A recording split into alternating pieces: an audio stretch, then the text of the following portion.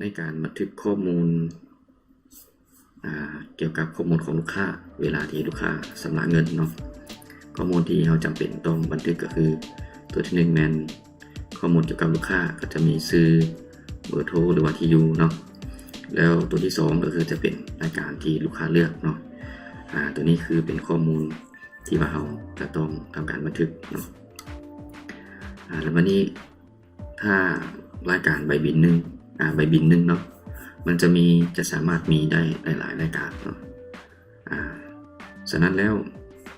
การเก็บข้อมูลเราจำเป็นจะต้องสร้างเป็น2ตารางเนาะตารางตัวที่1ก็คือจะเป็นตารางเก็บข้อมูลของใบบินจะมีชื่อลูกค้ามีเลขที่ใบบินเนาะแล้วตารางตัวที่2ก็คือจะมีเลขที่ใบบินเช่นเดียวกัน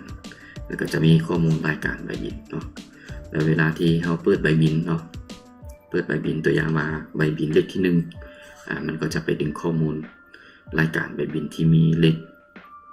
ID ใบบินเลขที่1เอามาแสดงผลเนาะฉะนั้นสรุปแล้วก็คือการเพิ่มใบบินแม้เขาจะเพิ่มตารางใบบินและก็ตารางรายการใบบินเนาะครับเจ้าก็จะมาสร้างโมเดลให้มันก่อนเนาะเพราะว่าเขาจะทำการสร้างตาราง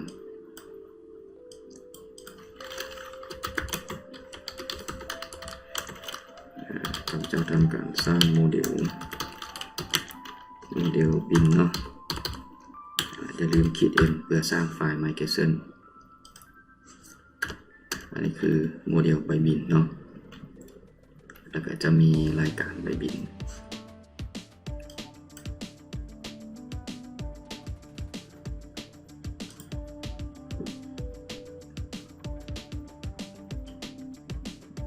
เราทำแป๊บหนึ่งเนาะเขาก็จะได้โมเดลขึ้นมาเนาะแล้วก็สังเกตอยู่ Database ก็จะมีไฟล์ migration ของใบบินขึ้นมาเนาะ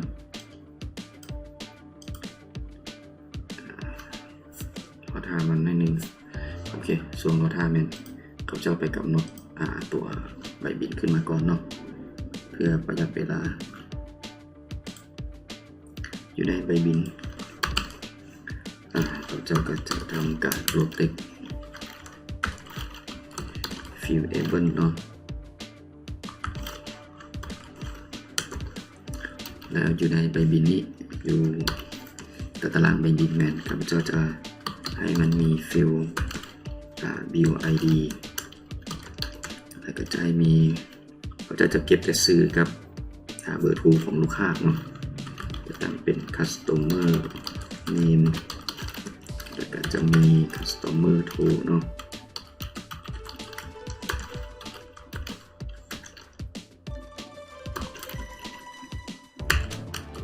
ก็จะเก็บแต่3ฟิลด์เนาะคำสั่งสำเร็จเขาก็จะสร้างตัว build list ขึ้นมาเติมสร้างโมเดล build list ขึ้นมาเติมเนาะเพื่อจะเป็นรายการใบบินแล้วใน build list ก็จะทำการ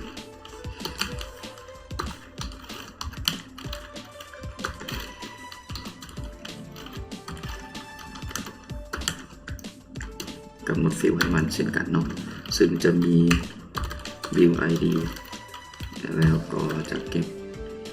name เนาะชื่อสินค้าเนาะแล้วก็เก็บ amount จำนวนและสุดท้ายก็คือจะทำการเก็บราคาเนาะเพื่อจะเอาไปแสดงอยู่ในใบบิน1 2 3 4ฟิลด์เนาะหลังจากนั้นข้าพเจ้าก็จะไปกำหนดฟิลด์ตารางเนาะอยู่ตารางใบบินจะให้มี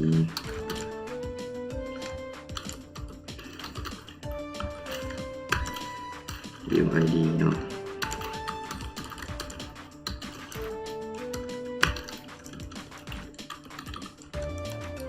ก็จะมีข้อมูลของซื้อลูกค้าจะเป็น customer name กับ customer โทรเนาะ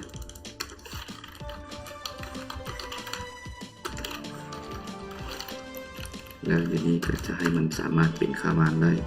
ก็จะใส่เป็น non able เนาะอยู่นี้ก็เช่นเดียวกัน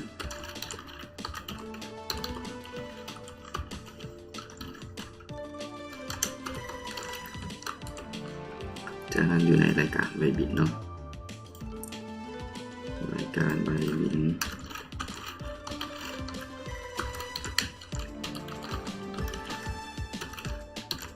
ก็จะมี view id เช่นเดียวกันเนาะ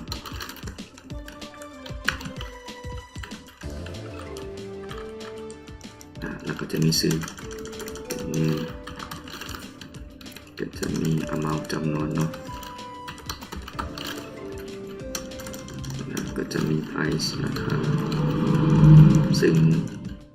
ตัวจำนวนนี้เขาจะให้เป็น integer เนาะเป็นตัวเลขราคาก็เช่นเดียวกัน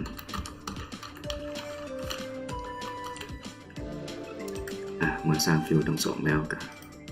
ต่อไปแมนครับเจ้าจะสร้างตัวคอนโทรลเลอร์ที่ว่าเอาไว้จัดการดึงข้อมูลของใบบิดเนาะก็จะทำการสร้างคอนโทรลเลอร์ขึ้นมาเนาะคอนโทรลเลอร์ตั้งชื่อคอนโทรลเลอร์เป็น view controller เนาะ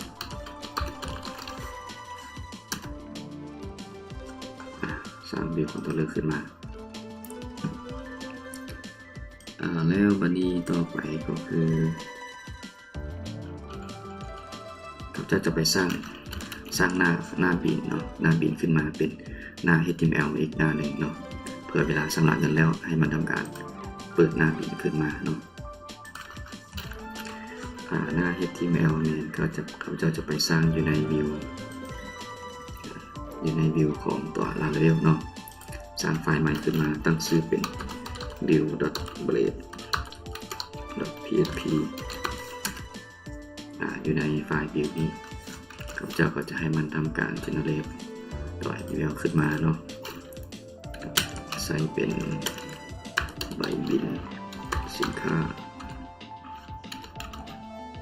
ใบบินหักเงินเนาะแบบนี้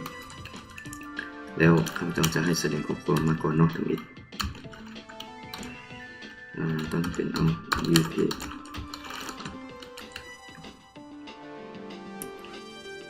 จากนั้นต่อไปก็คือเวลาที่เราเปิดใบบินเนาะเวลาที่เราเปิดใบบินมันจะต้องแลนผ่าน URL เนาะเขาจะให้มันไปที่มันจะต้องไปที่ API เนาะแล้วก็เขาจะให้มันไปที่บินแล้วก็ตามด้วยเลขที่ใบบินแนวนี้เนาะให้มันยิงมาแนวนี้เนาะแต่ว่าจะให้เป็นเวลาเขาเปิดเนาะเวลาเขาเปิดก็จะเป็นรูปแบบของ get มันจะโมเมนต์โพสต์เนาะเวลาเขาเปิดฉะนั้นเขาจะไปสร้างเส้นทางของบิลขึ้นมาเนาะเป็นรูปแบบของ get เส้นทางของบิลก็จะอยู่ไฟล์ router API เขาจะอนุญาตก๊อปจากตัว logout นี้มาเนาะเปลี่ยนเป็นรูปแบบ get เนาะจากรูปแบบบันทึกข้อมูลก็จะบอกจะให้มันแล่นไปที่บิลแล้วก็จะให้มันไปที่คอนโทรลเลอร์ต้องดึงตัวคอนโทรลเลอร์มาก่อนเนาะซึ่งคอนโทรลเลอร์เขาได้สร้างเป็นบิลคอนโทรลเลอร์แล้วเจ้าขออนุญาตก็ขนาดเดิมนี้ลงมาเดี๋ยวก็เปลี่ยนชื่อเอาเนาะเราได้สร้างเป็นบิลคอนโทรลเลอร์ก็คือตัวนี้เนาะจะเอาบิลคอนโทรลเลอร์นี้มาใส่แล้วจะให้มันแล่นไปที่ฟังก์ชันเจ้าตั้งเป็นปินบิลตั้งเป็นปินบิลจากนั้นก็ต้องไปสร้างฟังก์ชันปินบิลอยู่ที่บิลคอนโทรลเลอร์เข้ามาสร้างเป็น public function build ปินบิลเนาะแล้วก็จะมี ID ที่คลิกส่งมาเนาะแล้วเขาก็จะให้มันทำการ return view ออกไปเนาะ ก็จะให้มันไปเปิดไฟล์บิลหมายความว่าเข้ามาคอนโทรลเลอร์ตัวนี้มันจะทำการเอาข้อมูลแล้วไปทำการเปิดไฟล์บิลตัวนี้เนาะเราจะกดขึ้นหน่อยนึงดูที่ API controller ตัวนี้จะต้องมี ID เนาะการส่ง ID ก็เราจะต้องเฮ็ดแบบนี้เนาะตามด้วย ID โอเคแล้ววันนี้เราก็ทดสอบเบิ่งเนาะว่ามันจะรันได้หรือบ่เนาะเราจะลอง enter เบิ่งเลข ID ใส่มั่วไปก่อนก็ได้เนาะใส่มั่วไปก่อนก็ได้เพราะว่าเราบ่มีการ select เถื่อเนาะเดี๋ยวนี้เขาเจ้า enter ไปแล้วมันขึ้นเป็นหน้าแนวนี้เนาะมันerrorแนวนี้หมายความว่ามันยังบ่รับรู้เส้นทางตัวนี้เถื่อเนาะวิธีแก้ก็คือจะต้องไปเคลียร์เล่าเนาะใส่ตัวเคลียร์เล่าเนาะเคลียร์เล่าตัวนี้เนาะเป็นการเคลียร์เห็นให้มันโหลดเล่าไวขึ้นเนาะกับเจ้าก็ใส่คำสั่ง sp อีสานเราสอนจำเขตเคลียร์เนาะเคลียร์เราแล้วมาเรฟเฟรชเบิ่งก็จะขึ้นเลขใบบิดมาแล้วเนาะขึ้นหน้าใบบิดมาแล้ว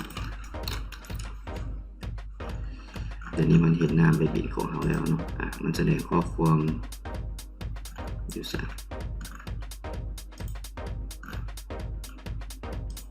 มันแสดงข้อความตัวนี้เนาะแต่วันนี้ครับเจ้าจะให้มันดึงข้อมูลใบบิดมาตาม ID เนาะซึ่งว่าเราได้ทำการ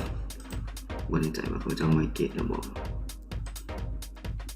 เขาเจ้ายังบ่ทันได้ไมเกตเนาะบ่มีตารางเลือกก่อนที่จะดึงข้อมูลต้องไปทำการไมเกตก่อนเลย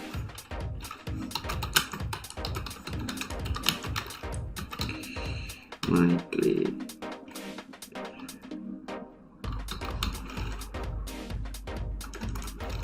ITE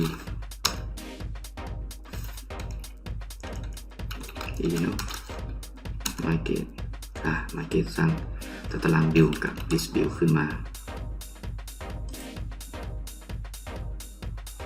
มีแล้วเนาะ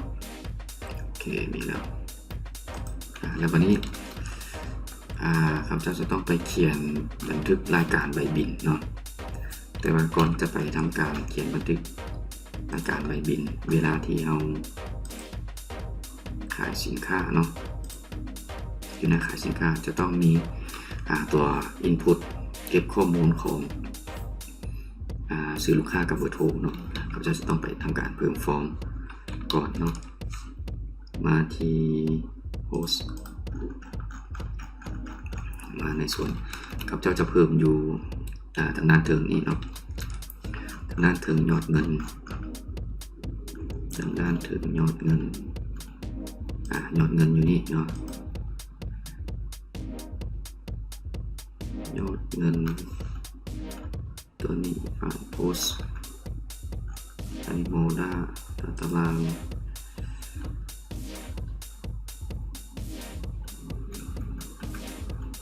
ยอดเงินอยู่นี่เนาะโอเคจะเพิ่มนี้จะขั้นด้วย HR แล้วก็จะให้มันเป็น class row แล้วก็จะมี core MD 12เนาะก้อนเดียวก้อนดิบก้อนนึงเดี๋ยวลองเซฟไว้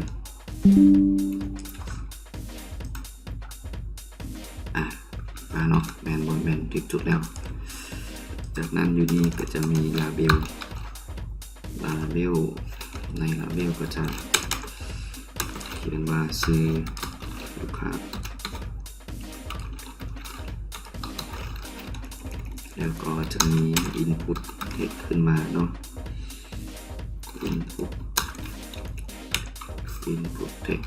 จะมี class ก็จะเป็น form control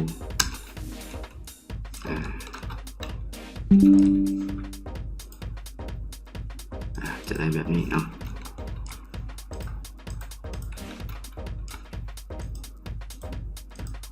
เอฟเฟกต์ของฟอร์มก็คือกันเดี๋ยวเราจะเบิ่งก่อนเอฟเฟกต์ของฟอร์มก็คือกันเนาะฟอร์มคอนโทรลถ่ายเทคโอเคบ่เป็นอย่างเนาะมีชื่อแล้วก็จะมีเบอร์โทรเนาะก็คือตามคอนเซ็ปต์ที่เราอยากให้มันบันทึกนี่ก็จะเป็นเบอร์โทรแล้วเขาเจ้าก็จะสร้างตัวแปรให้มันผูกกับตัวแปรเนาะเดี๋ยวจะใส่ view model อยู่นี่ก็จะใส่เป็นต่อไปเนาะ customer name ไปเก็บไว้ในตัวแปร customer name แล้วนี่ก็จะเป็น customer to เนาะจากนั้นต้องไปสร้างตัวแปรเพื่อหาอัพเนาะจะกลับมาที่ data return ก็จะมาสร้าง customer name ให้เป็นค่าวางก่อนแล้วก็จะมี customer to เป็นค่าวางเช่นเดียวกัน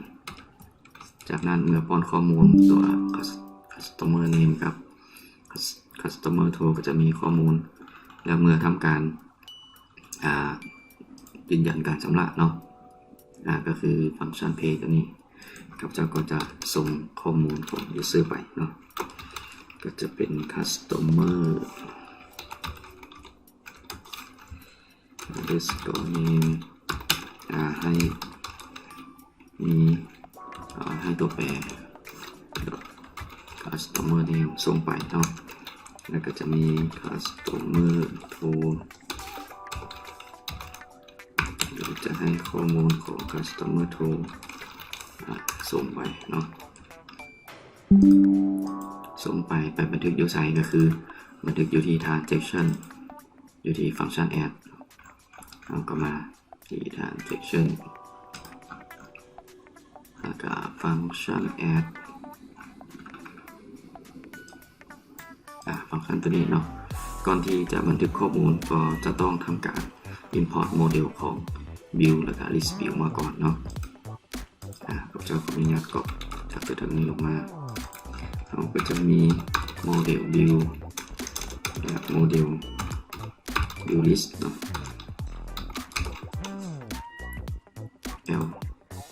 list list เบิ่งซื้อให้ตรงกันเนาะตัวใหญ่ก็เป็นตัวใหญ่ตัวน้อยก็เป็นตัวน้อยจากนั้นมาที่ฟังก์ชัน add อยู่ในฟังก์ชัน add ก็คือมันจะมีการวนลูปรายการของลูกค้าเลือกเนาะแต่ว่าข้าพเจ้าทำมิดแมนครับจะทำการบันทึกตัวข้อมูลใบบินก่อนเนาะใส่อยู่นี่ข้อมูลใบบิน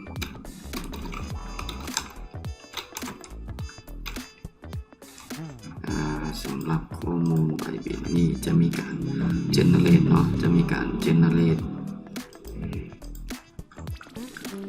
ID ขึ้นมาเนาะทำการ generate ข้อมูลใบบินครับเจ้าจะขออนุญาต copy โค้ดในส่วนของตัวต้นแบบมาเนาะเดี๋ยวจะอธิบายให้ฟังว่ามันเฮ็ดเรียกอะไรก็คือครับเจ้าทำการไปดึงข้อมูลในใบบินเนาะในข้อมูลใบบินเพื่อจะทำการเอาตัวเลขที่ใบบินล่าสุดขึ้นมาเนาะแต่ถ้าบ่มีก็คือจะให้ตัวแปรใบบินเท่ากับ1เนาะจากนั้นก็จะมาทำการบวกเพิ่มเข้าไป1เนาะแล้วก็ทำการเรียงข้อมูลเข้ามาเนาะเขาจะเฮ็ดแบบเดียวกับตัว ID ของtransaction ID เนาะแต่ว่าเขาจะบอกใส่ตัวอักษรนำหน้าเนาะจากนั้นครับเจ้าก็จะทำการบันทึกข้อมูลเข้าไปเนาะเมื่อได้เลขที่ใบบินก็ทำการบันทึกเข้าไปที่ Build ID เนาะส่วน Customer Name กับ Customer To ก็คือจะรับข้อมูลที่ถูกส่งมาแล้วทำการบันทึกเนาะบันทึกเข้าไปแล้ววันนี้ในรายการใบบินครับเจ้าก็จะมาบันทึกอยู่ในลิสต์ของมันเนาะจะมาบันทึกอยู่รูปนี้บันทึก รายการใบบิน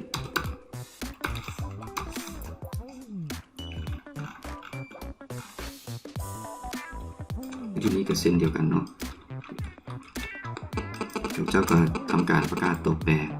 view list ขึ้นมาเนาะแล้วทำการบันทึกข้อมูลโดยจะบันทึกview ID ตาม ID ใบบินที่ได้ทำการ generate หรือสร้างขึ้นบันทึกในเบื้องต้นเนาะส่วนตัวแปรนี้ก็คือจะบันทึกซื้อรายการสินค้าเนาะที่ลูกค้าเลือก amount ก็คือเป็นรายการที่ลูกค้าสั่งซื้อราคา price ก็คือจะเป็นราคาขายเนาะราคาที่เราขายให้ลูกค้าจากนั้นก็ทำการบันทึกเนาะเขาเจ้าทำการเซฟแล้วก็จะลองตรวจสอบเบิ่งเนาะว่าตารางตารางใบบินจะถูกบันทึกหรือบ่เนาะตัวนี้เดี๋ยวนี้ก็คือเขาเจ้ารันอยู่ในเครื่อง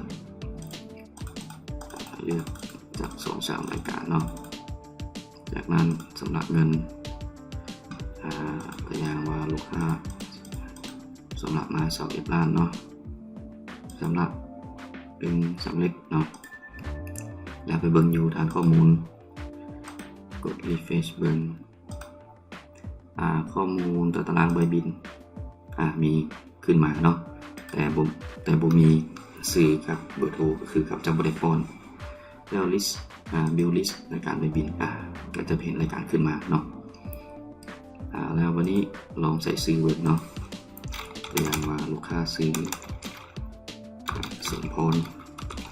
เบอร์โทร020-566-7788แบบนี้เนาะแล้วมีการซื้อสินค้า3 รายการลองบันทึกเข้าไปเนาะสำเร็จแล้วก็มาเบิ่งอยู่ในตารางใบบินก็จะมีรายการใบบินขึ้นมาเนาะอยู่นี่ก็จะถูกเพิ่มเข้ามาตาม ID ของใบบินเนาะโอเคแล้วนี้เราจะไปลองไปแสดงข้อมูลใบบินเนาะเขาเจ้าจะตัวอย่างว่าเลขที่ใบบิน002นี่ครับเจ้าอยากให้มันแสดงต้องเห็นอันนี้เนาะเห็นอันนี้แล้วก็จะต้องดึงข้อมูลเอามาแสดงผลมาที่ตัว view controller ที่นี่มี ID ส่งมาเนาะ view controller เราจะขออนุญาตเนาะก็จะตัวต้นแบบมาเนาะเพราะว่ามันโบราณก็คือในตัว controller man ก่อนอื่นจะต้องทำการ import model view กับ view list เข้ามาก่อนเนาะแล้ววันนี้เขาจะประกาศตัวแปร view ขึ้นมาไปดึงข้อมูลของ view โดยอ้างอิงจาก ID ที่ดึงส่งมาแล้วก็ทำการเก็บข้อมูลส่วน view list รายการก็เช่นเดียวกันเนาะไปดึงในตาราง view list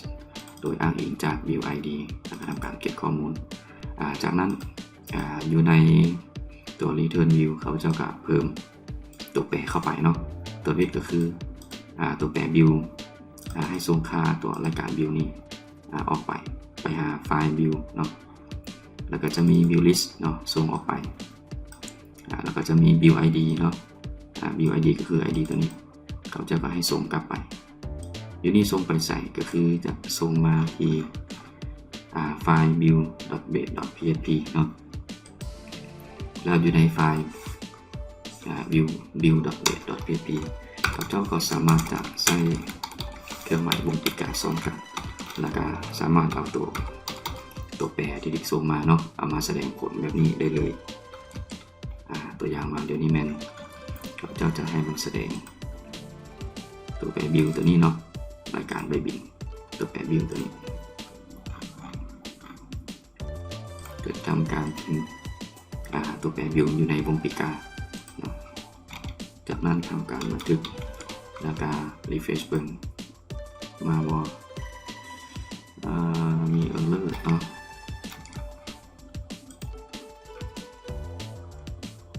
ตัวแปร view มี error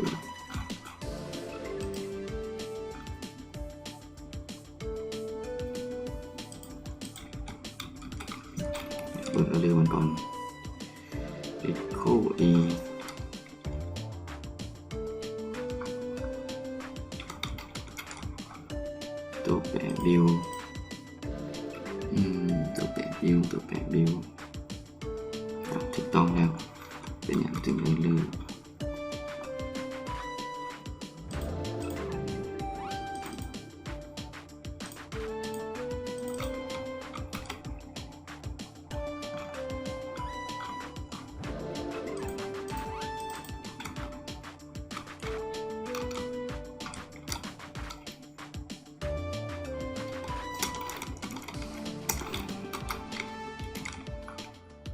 refresh บิวเลอร์ได้เท่าไหร่รีเทิร์นมาถึงแล้วลองบิวลิสต์เบิ่ง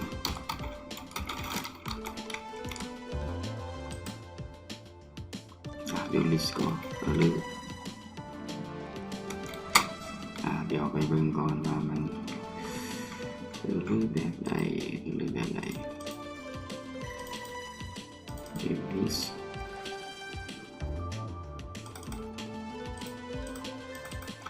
ID ลองใส่ ID เป็นตัว003เบิ่งเนาะ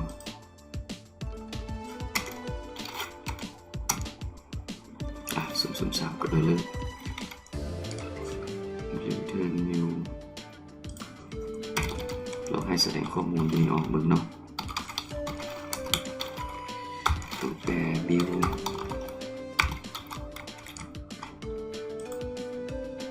ข้อมูลมาเนาะ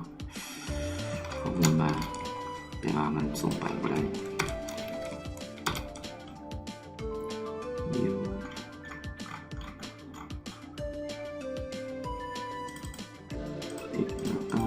ก็ถึงแล้วดิถึงแล้ว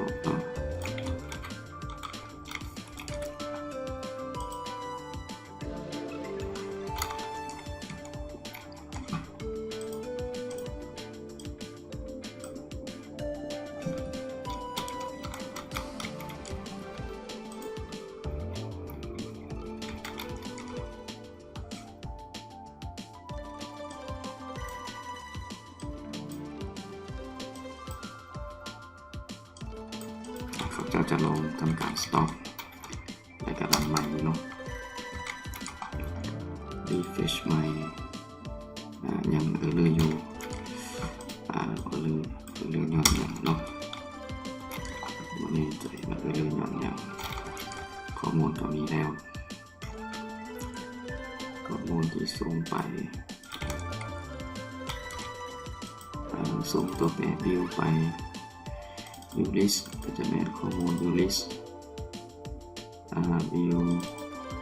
ID model ดึงมาถูกต้องแล้ว ID ถึงหมดแล้ว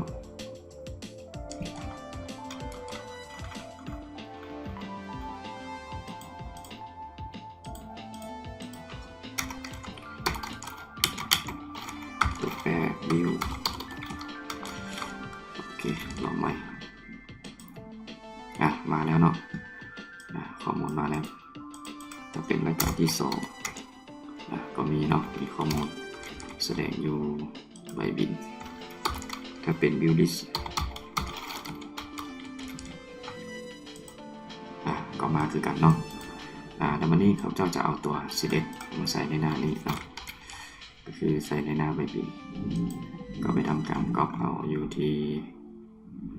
ในโปรเจกต์ของเราเนาะตัวฟอนต์ลาวมาก่อนฟอนต์ลาวแล้ว CSS 2ตัวนี้เนาะเอาไปแล้วก็ไปเพิ่มพาสโฟลเดอร์ให้มันเนาะเพราะว่าเดี๋ยวนี้มันอยู่ในหน้าบิลอยู่ในหน้า002เนาะมันจะต้องออกไปหน้าบิลแล้วก็ API ฉะนั้นแมนเราจะทำการเพิ่มในนี้จำ2 บาทในมันเนาะบริษัทมันจะอ่านบ่เห็นจากนั้นทำการบันทึกก็เลยเฟกเบิ้งสังเกตเห็นCSS มันเปลี่ยนไปเนาะจากนั้นอยู่ในนี้ก็คือข้าพเจ้าก็จะ มาเขียนใบบินเนาะเขียนใบบินทำอีกเลยก็คือจะมี class container คอนเทนเนอร์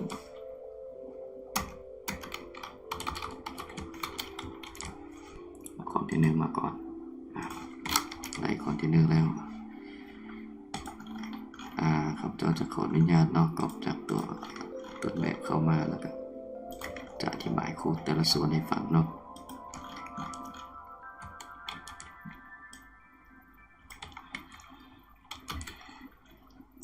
ก็คือครับเจ้าสร้างdiv container ขึ้นมาเนาะแล้วก็มีแท็ก p เนาะเอาสาธารณรักษ์มาใส่แล้วก็มี h2 เป็นซื้อใบบินเนาะจากนั้นก็จะมีการจัดข้อความเลขที่ใบบินเนาะให้เป็น justify content in ก็จะอยู่เบื้องขวาแล้วก็ให้แสดงเนาะตัวแปร build id มาแต่ใส่ก็คือจะเอามาจาก build controller build id ตัวนี้ก็คือเป็น id ของใบบินที่ส่งมานั่นเองเนาะ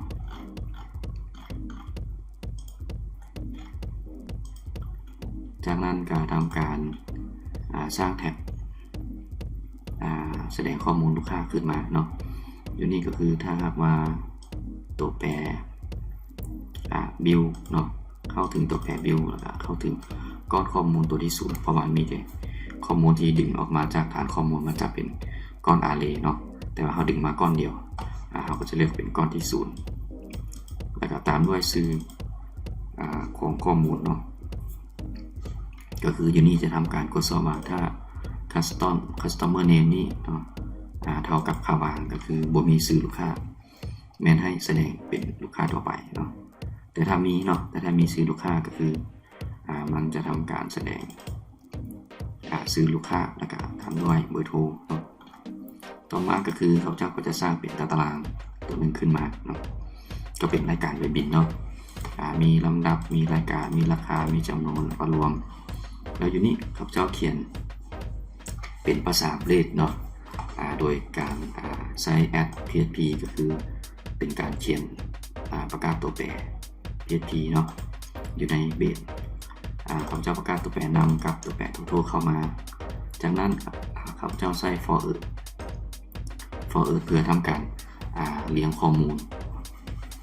ซึ่งเขาเจ้าจะเรียงรายการสินค้านั่นเองเนาะโดยจะเอาข้อมูลจากตัวแปร build list เอามาใส่ build list ก็คือจะเอามาจาก build controller ตัวแปร build list ตัวนี้ที่เราได้ทำการดึงในตาราง build list เนาะเอามาทำการfor each วนลูปโดยเก็บไว้ที่ตัวแปร b เนาะจากนั้นเขาเจ้าเพิ่มตัวแปรนำนี้ขึ้นมาเนาะเริ่มต้นมันจะเท่า1มันก็จะแสดง1เป็นรายการทำอิฐนะครับเขาเจ้าทำการบวกก็คือเพิ่มค่าเข้าไปมันก็จะเรียก1 2 3ลงไปเนาะเป็นลำดับใบบินแล้วส่วนซื้อเขาเจ้าก็จะให้มันแสดงซื้อรายการสินค้าเนาะแล้วก็อยู่ส่วนตัวนี้เขาเจ้าใช้ฟังก์ชัน format number เป็นฟังก์ชันของ PHP เนาะเพื่อทำการแบ่งหัวหน่วยของจำนวนตัวเลขเนาะโดยจะแบ่งจำนวนราคาแบ่งหัวหน่วยของราคาเนาะ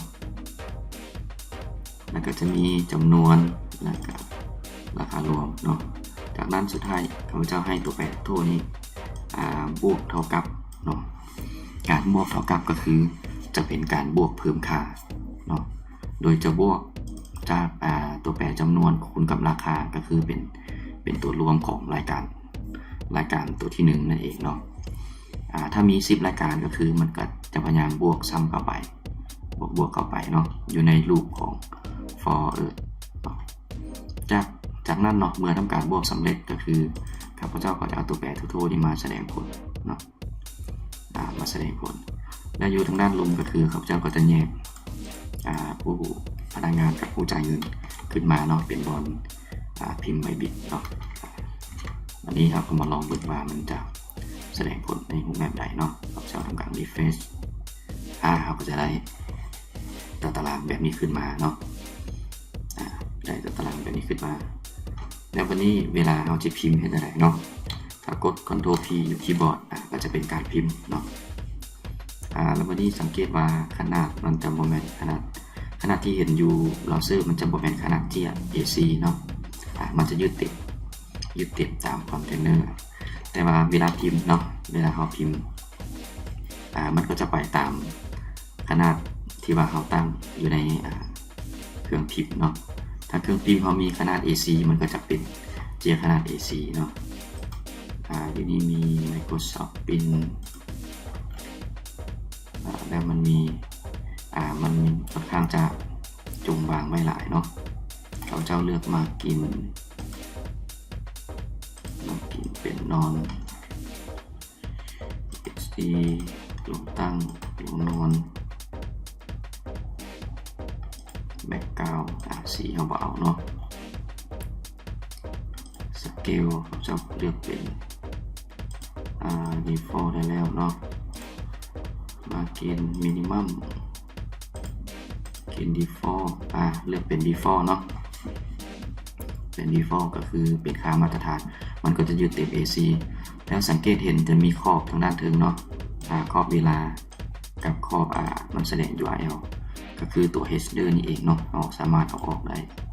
มันก็จะเป็นใบบิดธรรมดาเนาะข้าพเจ้าก็จะลองเลือกเซฟเป็น PDF เลือกเจียเป็น AC ถ้ามีเครื่องพิมพ์ก็สามารถเลือกเป็นเครื่องพิมพ์แล้วก็พิมพ์ออกได้เนาะจากนั้นกดเซฟมันก็จะเซฟไปเป็น PDF ให้ข้าพเจ้าขอไปปะไว้อยู่ desktop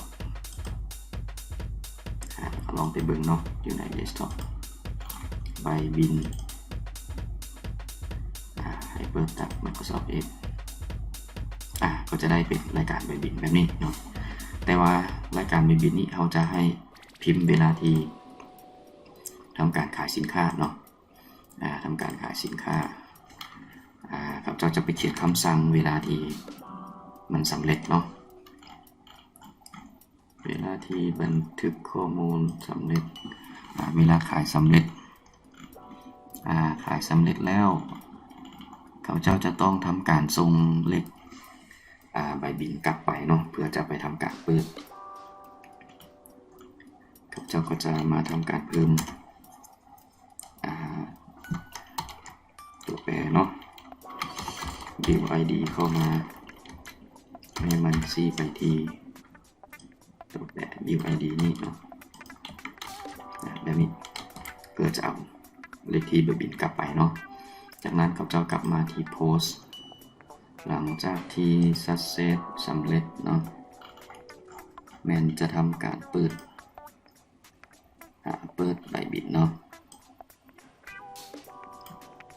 กับเจ้าขออนุญาตเนาะก็จับตัวต้นแบบเข้ามาซึ่งว่ากับเจ้าจะใส่ Windows.open เนาะเพื่อทำการเปิดแท็บขึ้นมาจากนั้นก็จะเข้าถึง URL เนาะตัวนี้เป็น TU URL เนาะก็จะใส่ Windows Location Origin ก็คือมันจะดึงเอา URL ตัว URL ของเราเนาะที่จะบรวมภาคเนาะตัว Origin ก็คือจะ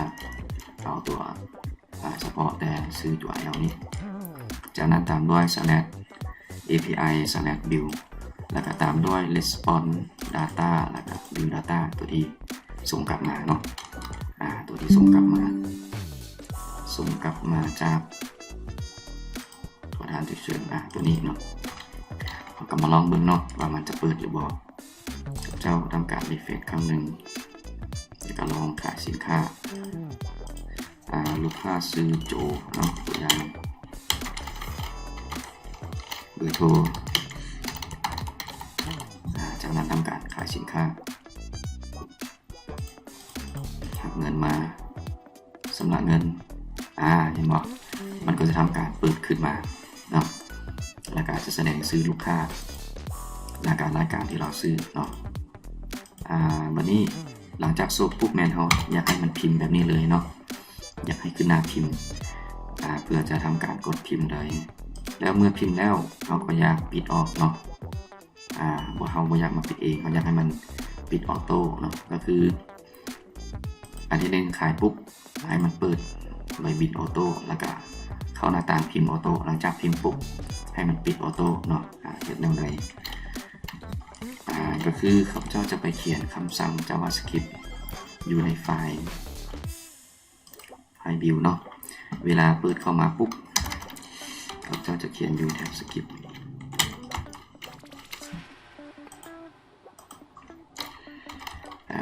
สคริปต์เนาะ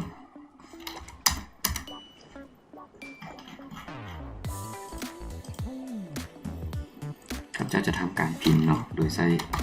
ภาษา JavaScript ใช้คำสั่ง Windows Print ฟังก์ชันเนาะแล้วก็จะทำการปิดเนาะโดยทำการ set interval โมเมนต์เนาะ set timeout เป็นฟังก์ชัน set timeout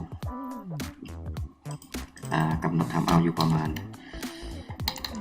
3,000 เนาะ 3,000 second ไม่แน่ใจว่าเป็น second milli second เนาะก็จะถืออยู่ประมาณ 3 วินาทีแล้วก็จะให้มันทำการปิดโดยใช้คำสั่ง windows close แบบนี้เนาะเพิ่มส่วนนี้เข้าไปเนาะจากนั้นทำการบันทึกแล้วก็ทำการทดสอบเบิ่งเนาะตัวนี้เขาปิดออกก่อนแล้วก็ลองขายสินค้าเนาะเทื่อนี้ก็คือเขาเจ้าบ่ใช้ซื้อกับเบอร์โทรจะยามาขายอยู่3รายการสำหรับเงินหับเงินมา 600,000 สำหรับเงินปุ๊บเห็นบอกมันก็จะเปิดใบบินแล้วก็เข้าสู่หน้าพิมพ์เนาะถ้าเครื่องพิมพ์เขาเลือก default ไว้มันก็จะเลือกให้ออโต้เนาะก็ทำการพิมพ์ไปพิมพ์แล้วมันก็จะปิดตัวหน้าพิมพ์เนาะหลังจากปิดหน้าพิมพ์ปุ๊บเห็นบอกตัวแท็บมันก็จะปิดออกไปเนาะ